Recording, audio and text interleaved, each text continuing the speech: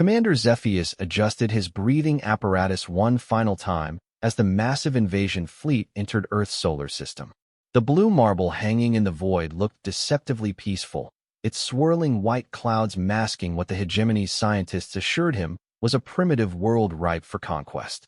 "Sir, atmospheric readings confirm standard oxygen-nitrogen composition," reported Lieutenant Crix from her station aboard the flagship Eternal Dominion. "No toxic compounds detected. Our armor will provide adequate protection during the initial landing phases." Zephyus nodded, his mandibles clicking with satisfaction. The hegemony had conquered 47 worlds across 3 spiral arms of the galaxy, and each campaign had followed the same predictable pattern. Overwhelming technological superiority, swift planetary bombardment of major population centers, then ground forces to mop up the scattered resistance. The humans of Earth would be no different. Deploy the advanced reconnaissance teams to the third continent. Intelligence suggests their largest population centers are concentrated there, Zephyus commanded.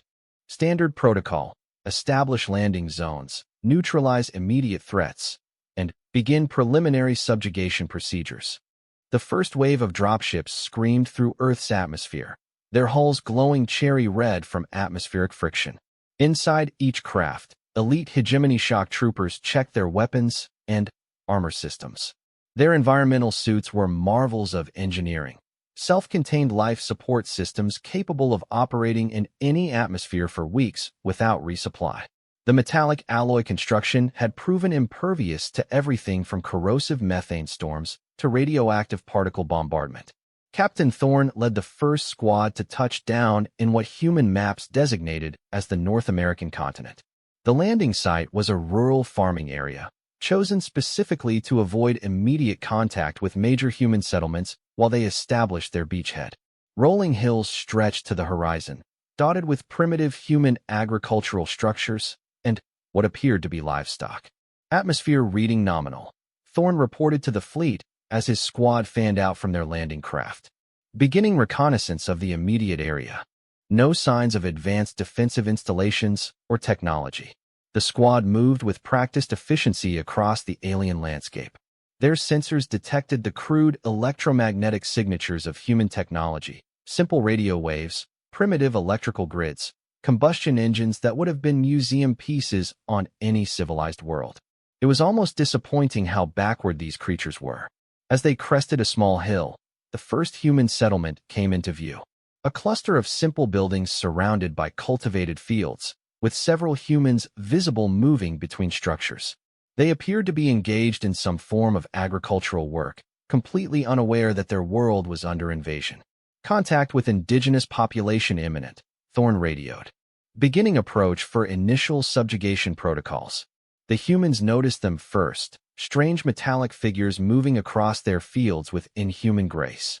A few stopped their work, shading their eyes against the morning sun as they tried to make sense of what they were seeing. When the aliens raised their weapons, the humans did what humans have always done when faced with the impossible: they ran. The chase was brief and one-sided. Hegemony weapons fired concentrated plasma bursts that could punch through reinforced steel. The fleeing humans dropped one by one, their primitive clothing offering no protection against advanced military technology.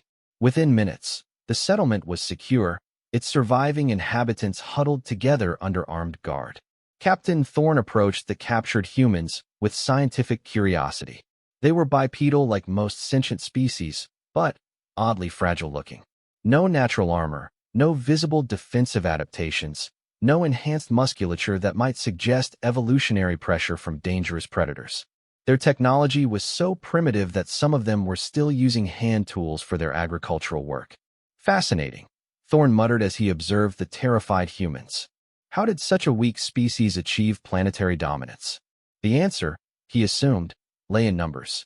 Intelligence suggested a global population in the billions, spread across multiple continents. Quantity over quality seemed to be the human approach to survival.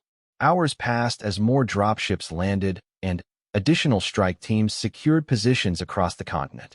The invasion was proceeding exactly according to plan. Human military forces were responding predictably, scrambling aircraft that posed no threat to hegemony's shields, mobilizing ground forces equipped with projectile weapons that couldn't penetrate alien armor. It was during the third hour of the invasion that Sergeant Vex first noticed something odd about his armor's status display. A tiny yellow warning indicator had appeared on his environmental system's readout. He tapped the display, assuming it was a sensor malfunction. Diagnostics complete. His armor's artificial intelligence reported in its neutral mechanical voice. Minor oxidation detected in secondary air filtration system. Recommend routine maintenance at next scheduled interval. Vex frowned. Oxidation was common on worlds with high oxygen content, but his armor was designed to handle that. The warning was probably just overcautious programming. He dismissed the alert and continued his patrol of the human settlement. By nightfall, similar warnings were appearing throughout the invasion force. Maintenance technicians aboard the fleet ran comprehensive diagnostics on the affected armor systems, but found nothing seriously wrong. The oxidation was minor, well within acceptable parameters for extended operations. Probably just the higher-than-average oxygen content, Chief Engineer Nix explained to Commander Zephyus during the evening briefing. Earth's atmosphere contains approximately 21% oxygen, which is at the high end of what most species consider breathable. Our armor is experiencing slightly accelerated oxidation, but nothing that should affect operational capability. Zephyus accepted the explanation. After all, the Hegemony's engineers were the finest in the known galaxy. If they said the issue was minor, then it was minor. The first day of the invasion ended with complete tactical success. Multiple beachheads had been established across the human homeworld. Their primitive military forces had been easily defeated wherever they made contact. Resistance was scattered and ineffective. According to all projections, organized human military capability would be eliminated within 72 hours. As the alien troops settled in for their first night on Earth, their armor systems continued their quiet work of filtering and processing the planet's atmosphere. The oxidation readings continued to climb, but so gradually that the automated systems registered it as normal environmental wear. None of the invaders noticed that the oxidation wasn't following normal patterns. It wasn't just affecting the expected components, the air filters and intake valves that naturally came into contact with atmospheric gases. Instead, it was somehow penetrating deeper into their systems, reaching components that should have been completely sealed from external contamination. In his command tent, Captain Thorne reviewed the day's intelligence reports while his armor's life support systems hummed quietly in the background. Tomorrow would bring the assault on the nearest human city, a sprawling metropolis called Atlanta. Intelligence suggested it contained several million inhabitants and was a major hub of human transportation and commerce. The humans had spent the day mobilizing their forces, but their best efforts would be like throwing stones at a starship. Thorne had seen their weapons in action, crude chemical explosives and metal projectiles that barely scratched hegemony armor. Their aircraft were slow and clumsy compared to alien dropships. Their ground vehicles were primitive combustion-powered machines that would be sitting targets for plasma artillery. As he settled into his rest cycle, Thorne felt confident that the conquest of Earth would be remembered as one of the hegemony's easier campaigns. The humans were proving to be exactly as weak and backward as predicted. He had no way of knowing that in the darkness around him, Earth's atmosphere was already beginning its own quiet campaign of conquest. Dawn on the second day brought new confidence to the hegemony forces. As the alien sun crested the horizon, painting the human landscape in shades of orange and gold, strike teams across the planet prepared for the next phase of their conquest. Today would see the first major urban assault, and command expected swift results. Captain Thorne's squad was among the first to engage human military forces that morning. A convoy of primitive human vehicles had approached their position, likely attempting some form of reconnaissance or rescue mission for the captured settlement. The engagement was over before it truly began. Plasma fire lit up the early morning air as hegemony weapons found their targets. Human vehicles erupted in flames and twisted metal, their occupants never having a chance to mount meaningful resistance. The few humans who survived the initial barrage and attempted to fight back with their projectile weapons discovered the futility of their efforts as bullets sparked harmlessly off alien armor. Target neutralized, Thorne reported to Fleet Command. human resistance minimal as predicted, proceeding with urban assault preparations. Across the continent, similar engagements were playing out with identical results. Human military technology, developed for conflicts between human nations, proved laughably inadequate against an interstellar civilization. Their most advanced aircraft were shot down by defensive systems that tracked them as easily as watching insects fly. Their armored vehicles were destroyed by weapons that could melt through a meter of steel in seconds. What concerned some of the more observant alien soldiers was not human resistance, but the continuing degradation alerts from their armor systems. The oxidation warnings had spread throughout the entire invasion force, and the rate of deterioration was accelerating beyond what atmospheric specialists had predicted. Sergeant Vex found himself checking his environmental readings more frequently as his squad advanced toward the outskirts of Atlanta. The yellow warning indicators had turned orange sometime during the night, and new alerts were appearing every few hours. His armor's air filtration system was working harder than normal, and he could hear the subtle whining of fans operating at elevated speeds. "Command, this is Squad 7, Vex transmitted during a brief rest stop, requesting update on armor maintenance protocols. Multiple systems showing accelerated wear patterns." The response came back within minutes, carrying the authority of Chief Engineer Nix herself. "Squad 7, engineering has reviewed all diagnostic data. Oxidation is within acceptable parameters for extended operations. Earth's atmosphere contains trace reactive compounds not present in our initial surveys. Continue mission as planned."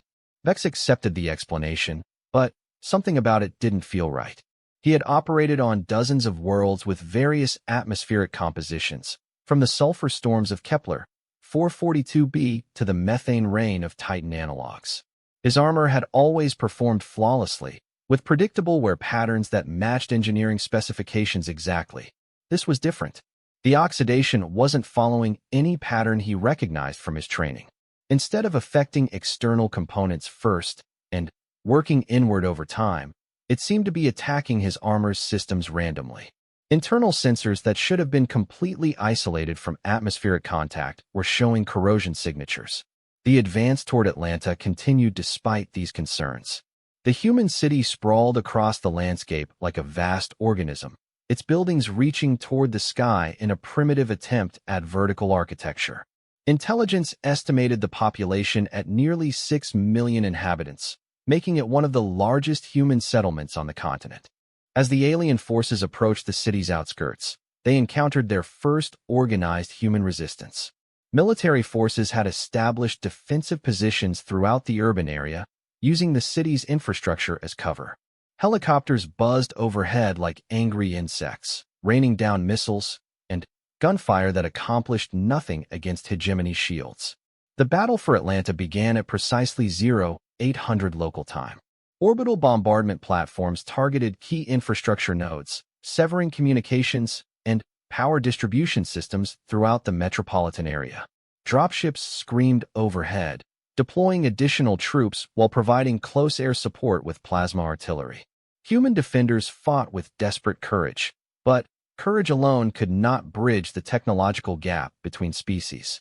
Their positions were overrun systematically, their weapons proving ineffective against armor that could withstand the vacuum of space. Within hours, hegemony forces had penetrated deep into the city center, leaving destruction and human casualties in their wake. It was during the urban fighting that the first catastrophic armor failure occurred.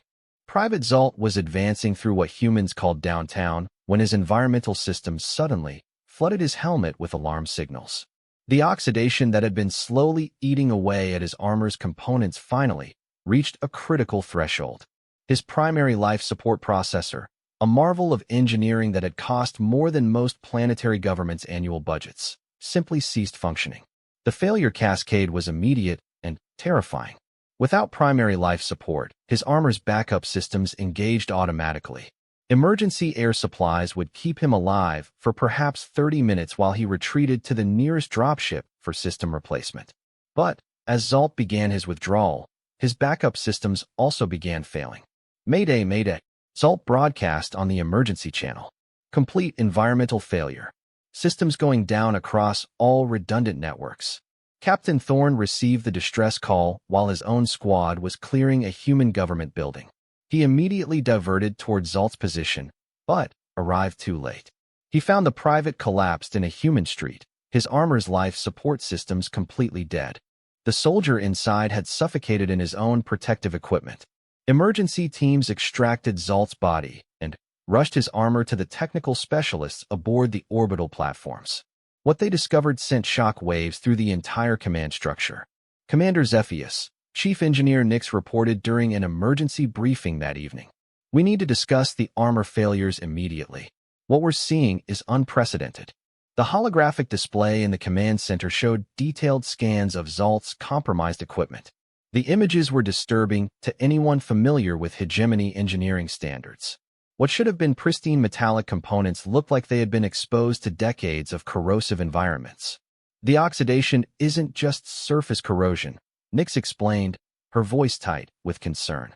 It's somehow penetrating the molecular structure of our alloys. Components that should be completely immune to atmospheric interaction are being systematically degraded. Commander Zephyus studied the technical readouts with growing alarm. The hegemony's military technology was the foundation of their galactic dominance. Their armor systems had proven effective against everything from plasma storms to radioactive bombardment. The idea that a simple planetary atmosphere could defeat them was almost inconceivable. What are your recommendations, Chief Engineer? Zephyus asked. Immediate withdrawal to orbital positions. Nix replied without hesitation. We need to conduct comprehensive atmospheric analysis and develop countermeasures before continuing ground operations. Whatever compounds are present in Earth's atmosphere, they're unlike anything in our databases. But withdrawal was not an option that Commander Zephyus could easily accept. The invasion fleet represented the largest military commitment the hegemony had made in decades. Political pressure from the home worlds demanded swift conquest. Retreat would be seen as failure, potentially ending his career and damaging the hegemony's reputation for invincibility. Continue ground operations, Zephyus commanded. Implement emergency maintenance protocols and rotate troops more frequently. We cannot show weakness to these primitive humans. The decision would prove to be a grave miscalculation.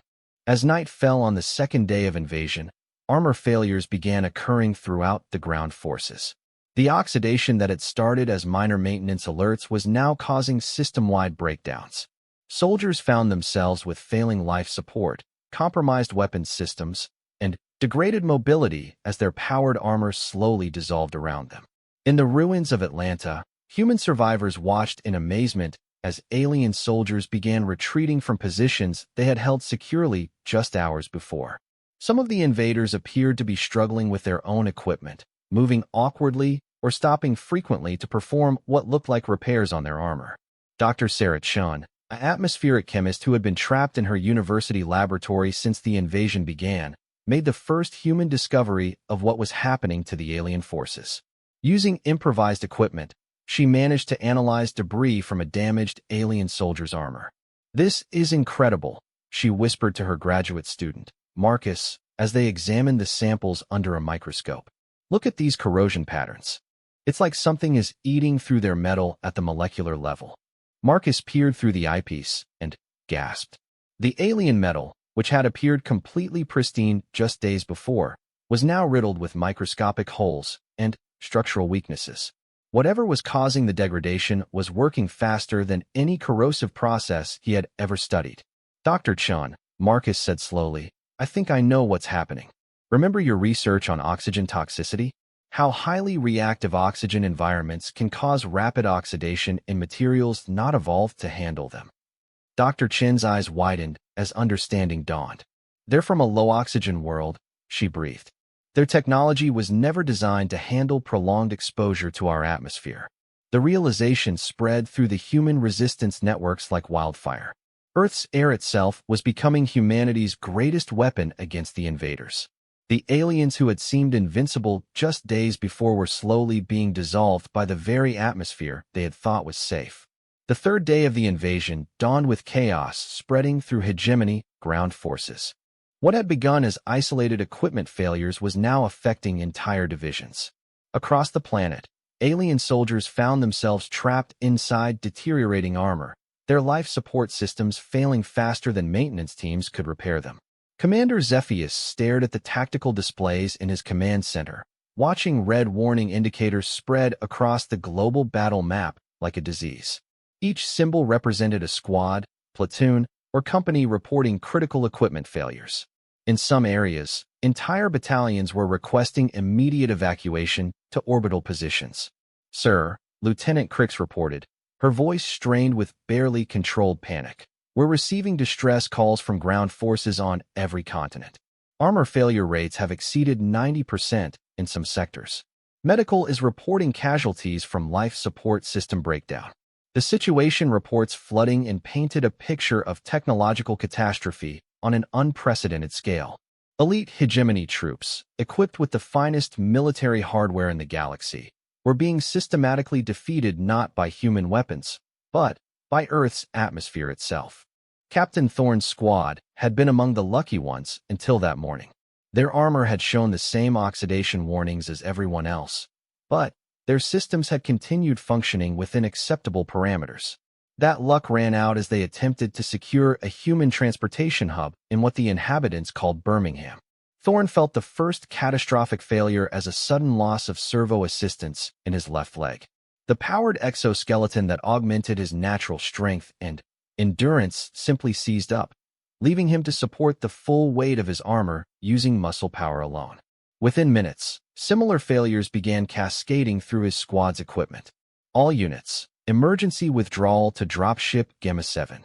Thorne ordered, struggling to maintain command authority as his own armor systems continued degrading around him. Code read mechanical failure, immediate evacuation required. The retreat was a nightmare of failing equipment and desperate improvisation. Soldiers whose environmental suits had lost atmospheric sealing had to be carried by squad mates whose systems were still functioning. Others found their weapons systems completely inoperative, leaving them defenseless if human forces chose to counterattack. Private Kess collapsed halfway to the extraction point, his armor's power core finally succumbing to the molecular-level corrosion that had been eating away at its components for 3 days.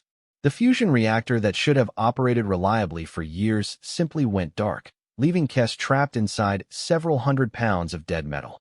"Leave me." Kess gasped over the communication system as his squad mates struggled to carry his dead weight. "Save yourselves. The humans aren't worth dying for." Thorne made the hardest decision of his military career. Negative. No soldier left behind. They carried Kess to the dropship, but 3 more squad members suffered complete system failures during the evacuation. By the time Gamma 7 lifted off from Earth's surface, half of Thorne's elite unit was either dead or completely dependent on emergency life support. The scene was repeated across the planet as hegemony forces conducted the largest military retreat in their species' history. Dropships that had descended carrying confident, well-equipped soldiers now struggled to lift off while carrying the weight of failed armor systems and casualties from equipment breakdown. In the Orbital Command Center, Chief Engineer Nix presented Commander Zephyus with analysis results that confirmed their worst fears. "Sir, we've completed comprehensive atmospheric analysis," Nix reported, her mandibles clicking with nervous tension. "Earth's oxygen concentration is not just high, it's aggressively reactive due to biological processes we didn't account for. The planet's biosphere produces oxygen compounds that are essentially molecular-level solvents for our technology." The holographic display showed microscopic images of hegemony armor components. What had once been pristine crystalline metal structures now resembled Swiss cheese, riddled with holes and weakened to the point of structural failure. "How is this possible?" Zephyus demanded. "Our atmospheric analysis showed standard oxygen-nitrogen composition. Nothing in our databases suggested this level of reactivity. We tested for basic atmospheric composition," Nix explained, "but we didn't account for the biological complexity of Earth's atmosphere. This planet's oxygen isn't just present, it's actively maintained by trillions of microscopic organisms. They're constantly producing reactive oxygen species that our materials were never designed to handle." The implications were staggering. Earth's biosphere had essentially weaponized its own atmosphere against the invaders. Every breath the aliens took, Every moment their technology was exposed to Earth's air accelerated the dissolution of their equipment. Recommendations? Zephyus asked. Complete withdrawal to orbital positions. Nyx replied immediately. We need to develop entirely new atmospheric protection protocols. Our current technology simply cannot operate in Earth's environment for extended periods. But, even as Nyx spoke, reports were coming in of similar degradation affecting equipment aboard the orbital platforms. Earth's atmosphere was more extensive than they had realized, reaching far higher into space than standard planetary models suggested. Ships in low orbit were beginning to experience the same molecular corrosion that had crippled the ground forces. On the planet's surface, human resistance forces were beginning to understand the scope of their unexpected advantage. Dr. Sarachin's discovery had spread through emergency communication networks, reaching scattered military units and civilian groups across the globe. They can't handle our air, Dr. Chen explained to a gathering of survivors in an abandoned subway station beneath Atlanta. Their technology is designed for low-oxygen environments. Earth's atmosphere is literally dissolving their equipment at the molecular level. Colonel James Harrison, the highest-ranking human military officer in the area, absorbed this information with the keen interest of a career soldier recognizing an unexpected tactical advantage. How long do they have? Harrison asked. Before their equipment fails completely? Dr. Chen consulted her improvised calculations. Based on the degradation rates we've observed, I'd estimate complete system failure within 5 to 7 days of initial exposure. Some equipment might last longer, but life support systems seem to be failing first. Harrison allowed himself a grim smile. Then, we don't need to defeat them in battle. We just need to keep them here long enough for our air to do the work. The strategy that emerged from this revelation was unlike anything in human military history. Instead of attempting direct confrontation with technologically superior forces, human resistance would focus on preventing alien withdrawal. Keep them on the ground, in contact with Earth's atmosphere, while their own equipment slowly destroyed itself. Small human units began targeting alien evacuation sites, not to inflict casualties, but to disrupt retreat operations. Dropships attempting to extract failing troops found themselves under constant harassment from human forces who melted away before alien weapons could target them effectively. The psychological effect on hegemony forces was devastating. Soldiers who had conquered dozens of worlds found themselves afraid of the very air they breathed. Equipment that had never failed them was betraying them at the most critical moments. The invincible image of hegemony military might was crumbling along with their armor. Lieutenant Crix approached Commander Zephyus during the evening briefing with news that would fundamentally alter their understanding of the situation. Sir, we've intercepted human communications, she reported. They know about our equipment failures. They're calling it Operation Rust Storm, and they're actively working to prevent our withdrawal. Zephyus felt something he had never experienced in decades of military service, genuine fear, not of human weapons or tactics, but of the planet itself. Earth was fighting back using weapons the hegemony had never even imagined possible. Signal the fleet, Zephyus commanded. All ships to high orbit, minimum safe distance from atmospheric contact. We need to reassess this entire operation. As hegemony vessels climbed toward the safety of deep space, they left behind thousands of soldiers whose equipment was failing faster than evacuation procedures could extract them.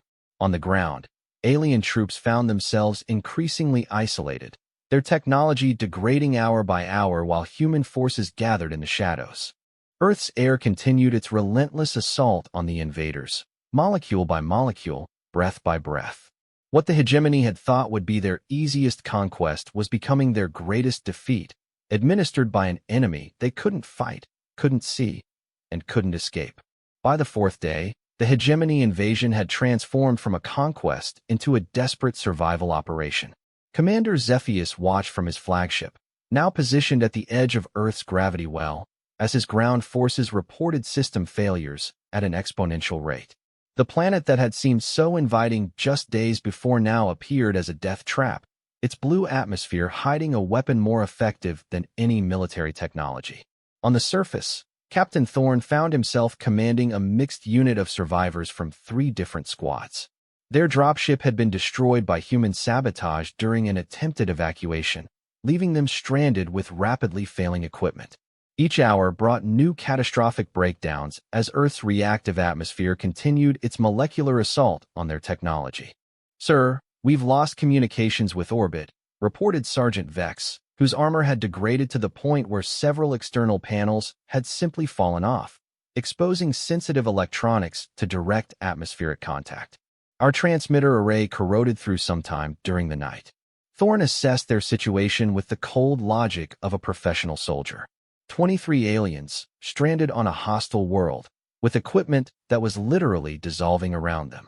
Their weapons were sporadic at best, their life support systems running on emergency power, and their mobility severely compromised by servo failures. "Defensive positions," Thorne ordered. "We find shelter and wait for rescue. Command will send reinforcements once they develop countermeasures for the atmospheric corrosion." But Thorne knew that rescue was becoming increasingly unlikely. The reports they had received before losing contact painted a picture of fleet-wide equipment failures. Even ships in high orbit were experiencing degradation effects from Earth's extended atmosphere. The hegemony's technological advantage was evaporating as quickly as their equipment was corroding. The human resistance had evolved rapidly to exploit their unexpected advantage.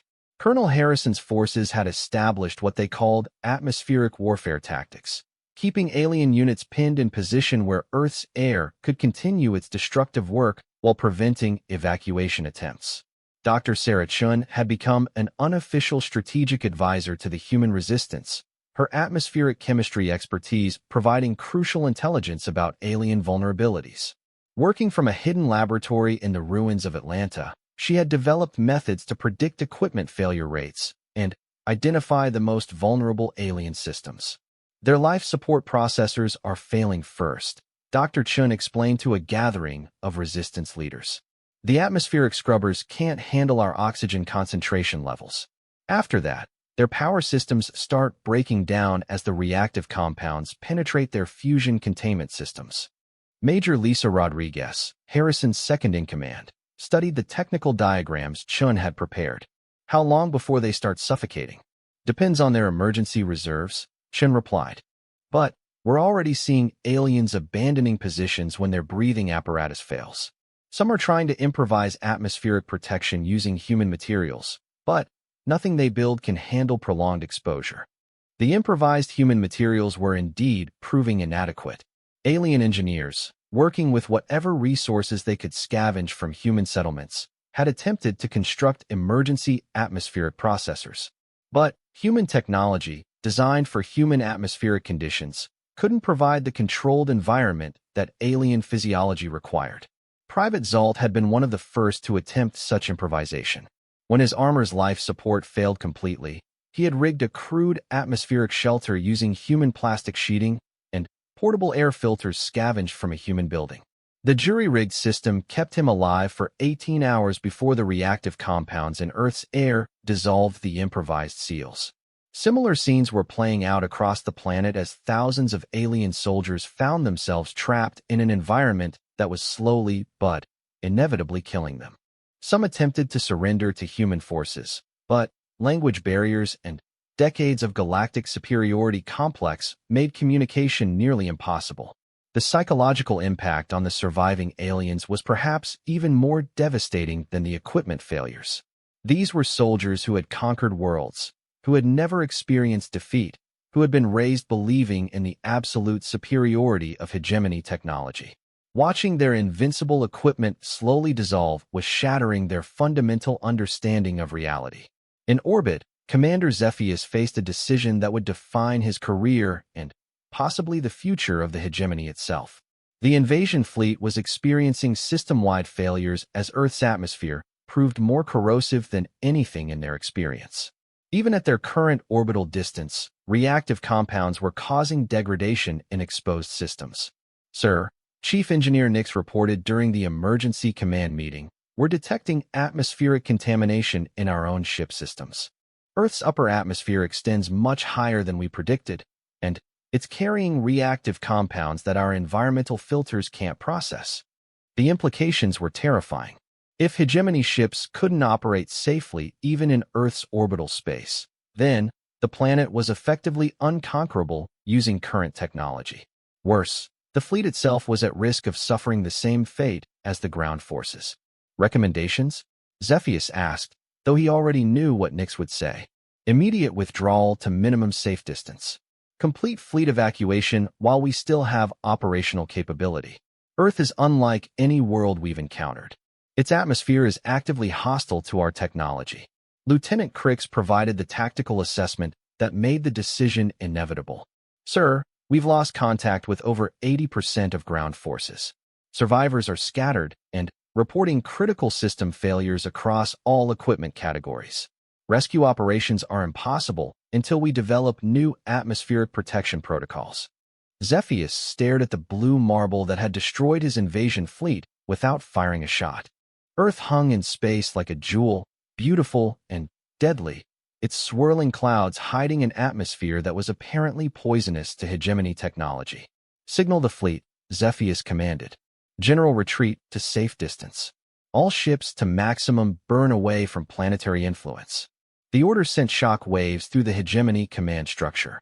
For the first time in their species' history, they were retreating from a primitive world not because of military defeat, but because the planet's environment was literally dissolving their technology. On Earth's surface, human resistance forces watched in amazement as the alien orbital platforms began moving away from the planet.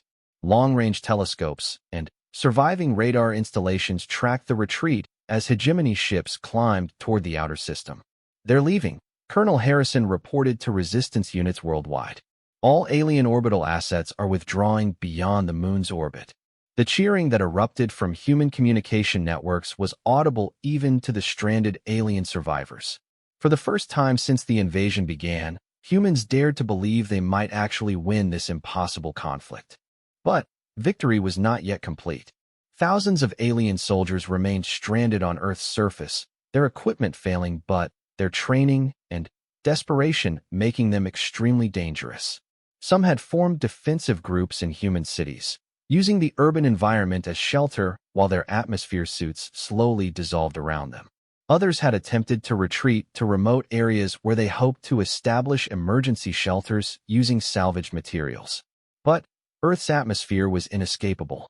Every breath they took, every moment of exposure, continued the molecular assault that was systematically destroying their technology. Captain Thorne's group had found temporary shelter in an abandoned human industrial facility. The concrete and steel structure provided some protection from the elements, and they had managed to rig emergency atmospheric processors using salvaged equipment. But even Thorne could see that their situation was hopeless. "How much time do we have?" asked Sergeant Vex, whose armor had degraded to the point where he could barely move without assistance. Thorne checked his own equipment status and tried to suppress his growing despair. 18 hours, maybe 24 before complete life support failure. Around them, 21 of the galaxy's most elite soldiers prepared to face an enemy they couldn't fight, the very air around them. Their weapons were useless, their armor was dissolving, and their technology was betraying them one system at a time. Earth's atmosphere continued its relentless work, molecule by molecule, breath by breath, demonstrating that sometimes the most effective weapons are the ones your enemy never sees coming. The fifth day brought the final collapse of the hegemony invasion. Across Earth's surface, the last surviving alien soldiers faced the inevitable breakdown of their technology as the planet's atmosphere completed its slow but inexorable victory. What had begun as the most ambitious military campaign in galactic history was ending in unprecedented defeat. Captain Thorne felt his armor's final systems failing as dawn broke over the industrial wasteland where his squad had taken shelter. The fusion reactor that had powered his equipment for 3 years of interstellar warfare finally succumbed to molecular corrosion, leaving him trapped inside several hundred pounds of dead metal. Emergency power depleted, his armor's artificial intelligence announced in its maddeningly calm voice. Life support failure imminent. Recommend immediate evacuation to safe atmosphere. Safe atmosphere. The irony was not lost on Thorne as he struggled to manually release his helmet seals. The safe atmosphere that was killing them was the same air that billions of humans breathed every day without protective equipment. Earth's oxygen, which should have been a basic life-sustaining gas, had proven more destructive to hegemony technology than the most sophisticated military weapons. Around him, his surviving squad members were experiencing similar failures. Sergeant Vex had abandoned his armor entirely, rigging a crude breathing apparatus from salvaged human equipment. It wouldn't last long. Alien physiology required different atmospheric mixtures than humans, but it was keeping him alive for a few more hours. "Sir," Vex reported, his voice distorted by the improvised mask. "Long-range sensors are detecting human military units approaching our position. Estimated time to contact, 2 hours." Thorn nodded grimly. Their weapons were inoperative, their armor was defunct, and their numbers had dwindled to 8 survivors from what had once been an elite battalion. When the humans arrived, there would be no glorious last stand, no heroic defense of hegemony honor.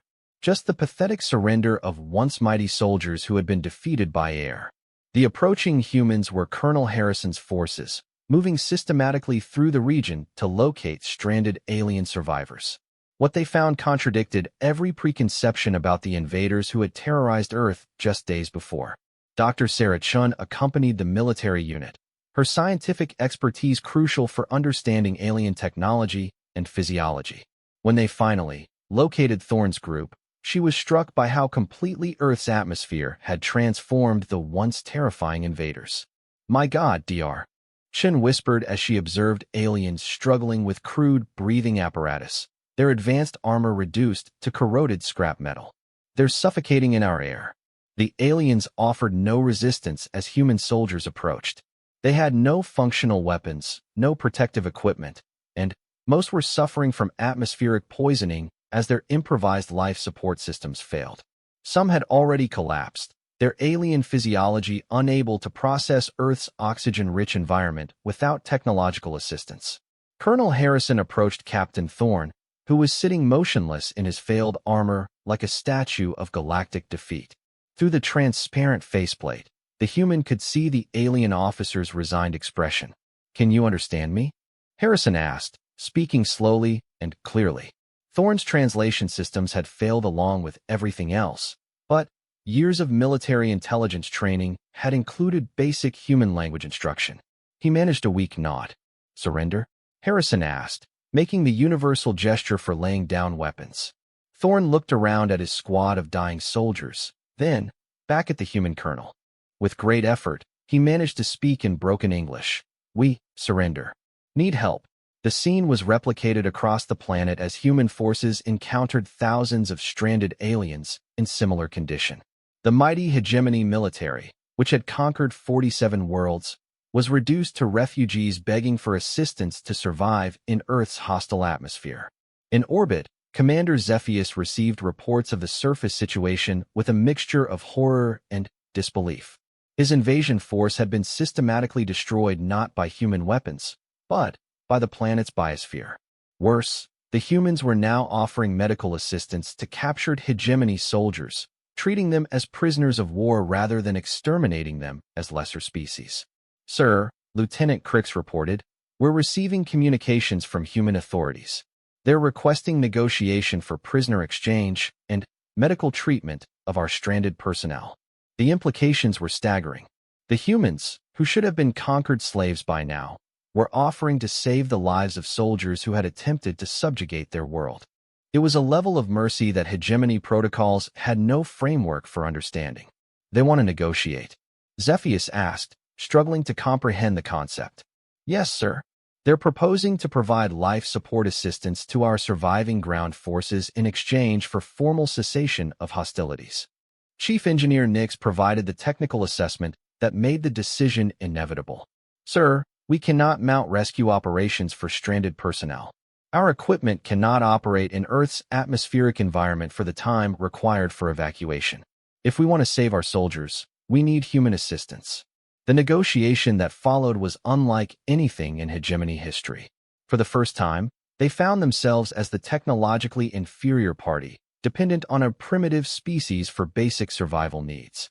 Human representatives, led by Dr. Chun and Colonel Harrison, presented terms that were both pragmatic and surprisingly generous. "We'll provide life support technology compatible with your physiology," Dr. Chun explained during the orbital communication session. Atmospheric processors that can create safe environments for your people. In return, we want formal recognition that this invasion is over and guaranteed non-interference with Earth. Commander Zephyus found himself in the unprecedented position of negotiating from weakness. What about our stranded personnel? They'll be treated according to international conventions for prisoners of war, Colonel Harrison replied. Medical care, appropriate living conditions, and eventual repatriation when we've developed safe transport methods. The terms were more generous than hegemony forces had ever offered to conquered populations. The humans were treating their would-be conquerors with a level of dignity and mercy that challenged fundamental assumptions about primitive species. We accept, Zephyus finally replied. Formal cessation of hostilities. Earth is to remain unconquered and independent. The first human atmospheric processors began arriving at alien survivor camps within hours. Simple devices by human standards, but marvels of environmental engineering that could create breathable atmospheres for alien physiology. Human medical teams worked alongside the technology, providing care for soldiers suffering from atmospheric poisoning. Captain Thorne was among the first to receive treatment. As he breathed processed air for the first time in days, he felt his strength slowly returning. Around him, human doctors worked tirelessly to save alien lives, treating former enemies with the same care they would show their own wounded. Why? Thorne asked Dr. Chun when he had recovered enough to speak clearly. We came to conquer your world. Why save us? Dr. Chun considered the question carefully. Because that's who we are. We breathe air that would kill you, live on a world that dissolves your technology, but we're still capable of mercy. Maybe that's what makes us human. The aftermath of the failed invasion would reshape galactic politics for generations. News of Earth's defensive victory spread through the hegemony and beyond, carried by ships whose crews whispered in amazement about a world that had defeated an invasion fleet with its own atmosphere. The Hegemony Council faced the impossible task of explaining to 47 conquered worlds how their invincible military had been defeated by air. Some subjected species began demanding independence, inspired by Earth's example. Others questioned whether the hegemony's technological superiority was as absolute as they had claimed. On Earth, the captured alien soldiers became an unexpected source of scientific advancement. Their willingness to share technical knowledge in exchange for continued life support led to rapid developments in human technology. Fusion power, advanced materials science, and interstellar communication became reality within months rather than decades. Dr. Sarah Chun found herself at the center of a new field of science, atmospheric warfare. Her analysis of how Earth's biosphere had weaponized its own environment became required reading in military academies across human space.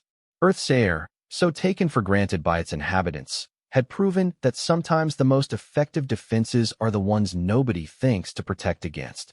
Commander Zephyus returned to hegemony space to face a career-ending inquiry, but also to deliver a message that would change his species forever. There were worlds in the galaxy that could not be conquered, species that possessed weapons beyond conventional understanding. Earth had taught the hegemony humility, using nothing more than the air its children breathed every day. The blue marble continued its ancient dance around its star, its atmosphere swirling with the same reactive compounds that had defeated an interstellar invasion. Humans looked up at their sky with new appreciation, understanding for the first time that their world's greatest defense had always been invisible, surrounding them every moment of their lives. Earth's air had spoken with one voice. Some worlds are not meant to be conquered.